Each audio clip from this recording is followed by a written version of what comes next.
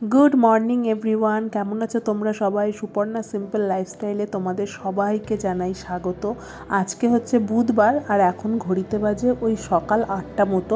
তো আমি প্রত্যেক দিনই সকালবেলা ঘুম থেকে উঠে ফ্রেশ হয়ে একটু আসি ব্যালকনিতে, কেননা ফ্ল্যাটে তো এমনি আশেপাশে দেখা যায় না, ব্যালকনি দিয়ে যেইটুকানি যা দেখা যায় ওইটুকানি চোখে পড়ে। তো তার মধ্যেই দেখলাম এই যে পাশে ফ্ল্যাটটা আছে না, এই ফ্ল্যাটের জানলায় দেখো একটা পায়রা বসে আছে। তো অনেকক্ষণ ধরে বসে আছে, আর হয়তো এমনি বসে আছে, ঠান্ডা লাগছে। পশু পাখি মানুষ সবারই তো এখন ঠান্ডা লাগছে না, এতটাই ঠান্ডা পড়েছে। তারপরে ভালো করে খেয়াল করে দেখলাম ওই নিচে যে গাছের টবটা রয়েছে ওর মধ্যেও একটা পায়রা বসে আছে। তো ওর জন্য অনেকক্ষণ ধরে আমি দেখছিলাম, তো ভাবলাম একটু ক্যামেরায় ক্যাপচার করি। মনে হয় নয় ডিম দেবে আর নইলে হয়তো বাসা বাঁধবে, নয় হয়তো শরীর খারাপ, বুঝতে পারছি না, কারণ পাখির কী হয় না হয়তো অত বোঝা যায় না, কিন্তু অনেকক্ষণ ধরে বসে আছে। ছাদে প্যান্ডেলটার উপরে অজস্র পায়রা বসে আছে। ছিল, এখন অনেক ছিল একটু আগে, সব উড়ে উড়ে এখন মাত্র 2টো কি 3টে রয়েছে। এর আগে এক ঝাঁক পায়রা ছিল পুরো বাঁশ বাঁধাটার উপরে। বাইরে আজকে প্রচণ্ড পরিমাণে হাওয়া দিচ্ছে, প্রচণ্ড পরিমাণে হাওয়া, বিরাট হাওয়া দিচ্ছে, বিরাট। ঠান্ডাও পড়েছে তেমন। বাইরের পরিবেশ দেখা হয়ে গেছে, এবার একটু চুলের যত্ন নেব। তো এখানে একটা আমি হেয়ার প্যাক বানিয়ে রেখেছি, কিছুই না, একটু মেথি, একটু ফ্ল্যাক্সিড, যেটাকে তিসি বীজ বলে, ওইটা নিয়ে একসাথে একটু অল্প করে জল দিয়ে ভালো করে গ্যাসে ফুটিয়ে নিয়েছি। আর মেথি দেওয়াতে এরকম হলুদ হলুদ কালার এসছে, কিন্তু এই যে একটা জেলি জেলি ভাব, এটা সম্পূর্ণ ওই তিসি বীজের কারণেই এসছে। তো একটু ফোটাতে হয় অনেকক্ষণ, নইলে খুব একটা জেলি ভাবটা আসে না।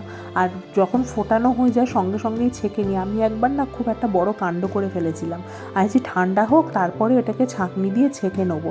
ও বাবা, ঠান্ডা করতে দিয়েছি, সেই যা জেলি হয়েছিল সমস্ত কিছু আবার ওই মেথি আর ফ্ল্যাক্সিডের মধ্যে আটকে গিয়ে কেমন যেন একটা থকথকে হয়ে গেছিলো। তারপর থেকে শিক্ষা হয়ে গেছে, না বাবা, গরম গরম অবস্থাতেই ছেঁকে নেবো, তাতে আমি জেলিটাও পেয়ে যাব, মাথায় হেয়ার প্যাকটাও লাগানো হয়ে যাবে। আর আমি মিশো থেকে রিসেন্ট এই জিনিসটা অর্ডার করেছি, ভীষণ ভালো জিনিস। এটা হচ্ছে ঘরের ঝুল ঝাড়ার যে ঝাড়ুগুলো হয় সেইগুলো। প্রথমে ভেবেছিলাম কিরম হবে না হবে, কিন্তু দেখলাম, আমি আরও নিয়েছি কেন, এই যে লাঠিটা না, এটা যতটা টানবো ততটা বড় হবে। যদি নিচে দাঁড়িয়ে একদম ফ্লোরের ওপর দিকটা করতে যাই, আমাকে কোনো চেয়ার বা বিছানায় উঠতে হবে না, নিচ থেকেই একদম কোনায় চলে যাবে, ইভেন এই পাখাটাকেও মোছা যাবে।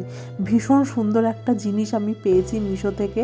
তো ওইটাই এখন ইউজ করার, ঘরে না ঝুলও হয় প্রচণ্ড, এত রাস্তার ধারে, তার মধ্যে ঘরে টুকটাক এটা ওটা সেটা করে ঝুল হয়ে যায়। তো ঝুলটাই আজকে ঝাড়া সব প্রস্তুতি নেব। দেখতে হয়তো মনে হচ্ছে এক্ষুনি হয়ে যাবে, কিন্তু না, সময় লাগে অনেকক্ষণ। জানো, এই ছোটোখাটো শোপিসগুলো নামাতে হয়, শোপিসগুলো নামিয়ে মুছতে হয়, এই খাট মুছতে হয়, পাখা মুছতে হয়, দেখতে দেখতে চোখের নিমিষে কি করে যে 2-2.5 ঘন্টা চলে যায় সে বড় মুশকিল, বোঝাই মুশকিল হয়ে যায়, এতটাই তাড়াতাড়ি টাইম চলে যায়। দেখে এই তো এক্ষুনি হয়ে যাবে, কিন্তু না, প্রচণ্ড পরিমাণে টাইম লাগে। বাবার বাড়ি থেকে যে কলাগুলো এনেছিলাম, সেই কলাগুলো মাত্র এই 2টো রয়েছে। কাঁঠালি কলা কৌশিকের এতটাই ভালো লাগে, রোজ অফিস নিয়ে যাচ্ছে, আমি খাচ্ছি, শ্বশুরমশাই শাশুড়ি মাকে তো দিয়েই দিয়েছিলাম, একটা পুরো ছড়া ওদেরকে দিয়ে দেওয়া হয়েছিল। তো ওর জন্য যেইটুকানি রয়েছে সেইটুকানি আমরা মিলে খাচ্ছি।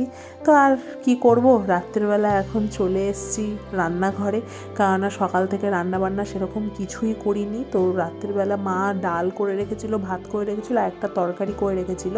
আর এই তোপসে ফ্রাইটা আমার পাল্লায় পড়েছে, কারণ আমি করব এটা। ওই জন্য এখানে বেসনটাকে ভালো করে ফেটিয়ে নিচ্ছি, না ফেটালে না বড়াটা দেখি খুব একটা ভালো হয় না। তো আগে না আমি এই বড়া বলো বেগুনি বলো একদম পারতাম না, এমনি ব্যাটার যেগুলো গুলতে হয় সেগুলো পারতাম না। মা ধরে ধরে শিখিয়ে আমি আমার মায়ের কথা বলছি, ধরে ধরে শিখিয়ে আগে বেসনের ব্যাটার গুললে না পাতলা হয়ে যেত, জল হয়ে যেত, কোনো মতে এরকম পারফেক্ট পারতাম না। বাট ওই বলে না, শিখতে শিখতেই মানুষ একদিন প্রো হয়ে যায়। এখন আমি প্রো হয়ে গেছি, আরও হয়তো শেখার অনেক বাকি আছে, কারণ শেখার কোনো বয়স হয় না। আরও হয়তো শিখতে শিখতে তখন আলটা প্রো হয়ে যাব। তো এখানেই আজকের ব্লগটা এখানেই শেষ করলাম, কেননা আর কিছুই দেখানো নেই। তোপসেটা ফ্রাই করব, খাওয়া দাওয়া করে একদম বিছানায় গিয়ে শটাং হয়ে শুয়ে পড়বো। তো যাই হোক, ভিডিওটা ভালো লাগলে অতি অবশ্যই কমেন্ট করো, শেয়ার করো, আর একটা লাইক করে দিও। তো দেখা হবে আবার নেক্সট ভিডিওতে। তোমরা সবাই ভালো থেকো, সুস্থ থেকো। অতি অবশ্যই পছন্দ হলে একটা লাইক অন্তত করে দিও। তো চলো, টাটা, গুড নাইট। আবার দেখা হবে নতুন একটা ব্লগের সাথে।